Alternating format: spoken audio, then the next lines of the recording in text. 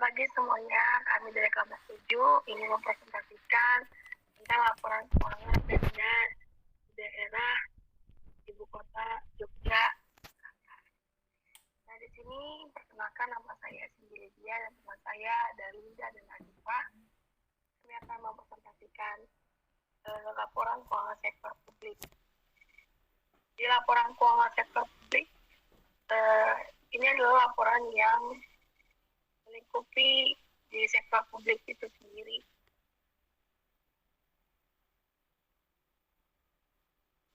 Kemudian selanjutnya ada fungsi dari laporan perubahan ekuitas bisa digunakan sebagai acuan perusahaan dalam proses pengambilan keputusan terhadap strategi bisnis yang akan digunakan di waktu mendatang.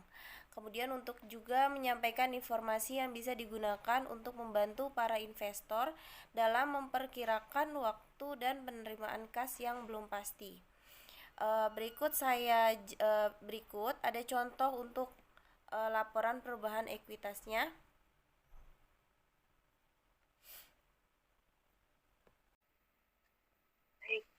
Nah, di laporan keuangan sektor publik ini adalah ada dua jenis. Yang pertama ini adalah di mana tugasnya adalah memiliki tanggung jawab kepada pihak yang lebih tinggi terkait pengelolaan dana. Satu dari akuntabilitas vertikal ini adalah pertanggungjawaban unit pengelolaan kedinasan kepada beberapa unit di atasnya, seperti aparat pemerintahan, pemerintah daerah, kepada pemerintah pusat. Akuntabilitas yang kedua adalah horizontal, yaitu di mana jenis ini memiliki pertanggungjawaban kepada pihak masyarakat luas atas pengelolaan dana. Adapun fungsi laporan keuangan sektor publik itu ialah dalam kepatuhan dan pengelolaannya.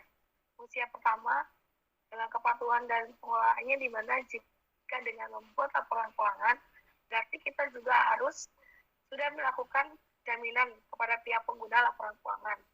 Tidak hanya itu, laporan keuangan ini juga bisa menjamin pihak otorisasi penguasa bahwa pengelolaan keuangan sudah dengan baik, bahkan sesuai dengan umum, dengan hukum, serta peraturan yang sudah ditetapkan sebelumnya.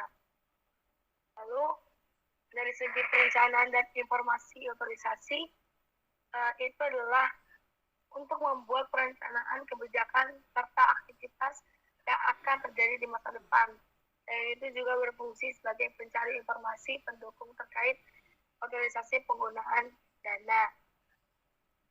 Dan masih banyak yaitu di sini ada ekuitas awal. Di situ tertera 22 miliar sekian. Kemudian ada surplus atau defisit laporan operasional 15 miliar sekian. Kemudian ada RKPPKD sebesar 14 miliar sekian, dan ada dampak kumulatif perubahan kebijakan atau kesalahan mendasar. Kemudian ekuitas akhirnya itu ada 21 miliar 223 juta 101.389 rupiah. Kemudian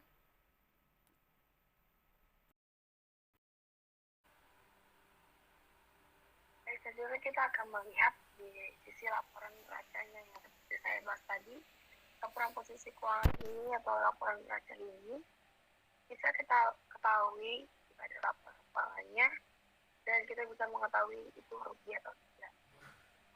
Lalu di sini ada jumlah asetnya, ada jumlah keuntungannya, jumlah ekuitasnya, seperti sudah tertera di PPT, bahwa jumlah ekuitas dana per tanggal 31 Desember sebesar 21 miliar 240 juta 9.332 rupiah.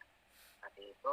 Selanjutnya kita akan membahas tentang laporan operasional dari Pemda Yogyakarta ini yang akan dibahas oleh Linda Amalia.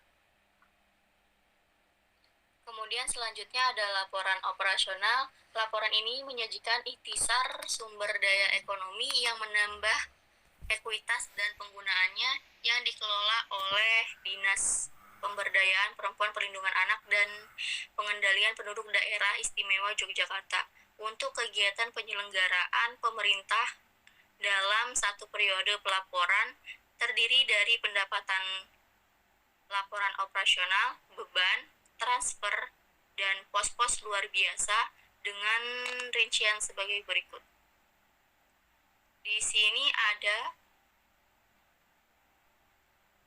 tertera beban operasi sebesar 15.178.190.721,22 rupiah. Itu menjadi surplus atau defisit laporan operasional.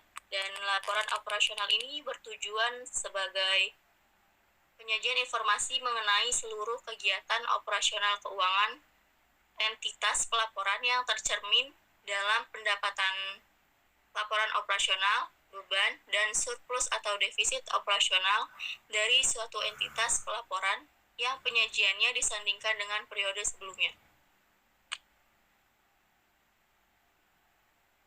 Baik, ini saya akan menjelaskan tentang catatan atas laporan keuangan. Yang tujuannya adalah yang pertama adalah memberikan informasi potensi penghasilan.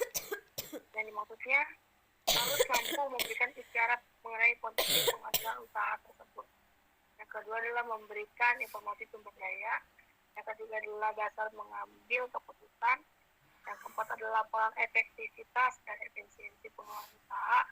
Yang kelima adalah meningkatkan pemahaman pengguna. Dari semuanya itu adalah kita tarik kesimpulan, yaitu tanpa laporan keuangan, perusahaan tidak dapat mengukur kinerja hingga perkembangan perusahaan itu selama periode yang diketahui. Sayangnya hal ini tidak disadari oleh beberapa perusahaan yang baru berkembang saat ini. Untuk itu, sangat penting untuk mengetahui dan membuat 5 laporan keuangan untuk perusahaan. Yang itu, ringkasan dari semuanya itu adalah catatan atas laporan keuangan. Lalu, seperti itu presentasi kami pada saat ini. Kurang lebihnya kami mohon maaf jika ada salah kata-kata, salah presentasi yang kami buat. Terima kasih.